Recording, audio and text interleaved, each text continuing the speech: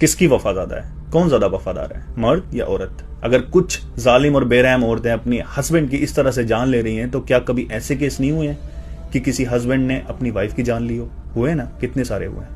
तो इन बेरहम औरतों की वजह से जो अपने हस्बैंड को इस तरह से मार रही हैं, हम उन औरतों को कैसे भूल सकते हैं जो हमारे लिए, हमारे परिवार के लिए, हमारे बच्चों के लिए अपनी ख्वाहिशों को मार रही हैं। मैं मर्द हूं, लेकिन मैं हमेशा कहता हूं कि वफा क्या चीज है ये औरत ही हमें सिखाती है। कितने सारे केस हमारे सामने ऐसे आते हैं कि जब एक बीवी हस्बैंड को छोड़कर दुनिया से चली जाती है, तो बहुत सारी परसेंटेज मर्दों की ऐसी है जो दूसरी शादी कर लेते हैं। और मैंने अपनी आंखों से देखा है कि जब एक हस्बैंड अपनी बीवी को दुनिया से छोड़कर चला जाता है, तो वो औरत भले से जवानी में हो, लेकिन अपने बच्चों के लिए, अपने परिवार के लिए पूरी जिंदगी अकेले गुजार देती है।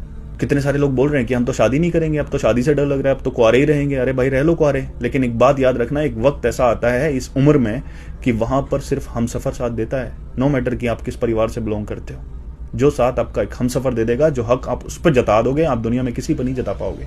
और वफा की एक मिसाल थी ना कि वो कैंसर पेशेंट था, उसकी वाइफ ने पूरा टाइम, पूरी जिंदगी उसकी सेवा में उसको क्योर करने के लिए लगा दी, और फिर भी वो दुनिया से छोड़कर चला गया। और क्या वो लेडी के साथ हम इंसाफ कर रहे हैं? मेरे पास भी बहुत सारे कमेंट और मैसेज आ रहे हैं कि आप भी उसी की तरह ऑफिसर हैं, घर संभल के जाइएगा। भाई, मैं सिर्फ अकेला ऑफिसर नहीं हूं, हजारों ऑफिसर मेरे जैसे और भी हैं जिनकी बीवियां सिर्फ उनके लिए इंतजार करती हैं उनका।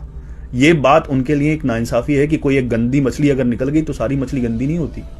वो हमारे लिए जीती हैं, हमारे परिवार के लिए जीती हैं, हमारा इंतजार भी करती हैं, हमारे बच्चों को संभालती हैं। एक औरत ने अपने हस्बैंड को खत्म करके ड्रम में डाला है, तो हमें कोई हक नहीं बनता कि इतनी सारी बाकी औरतों की वफादारी और कुर्बानियों को मिट्टी में डाल दें।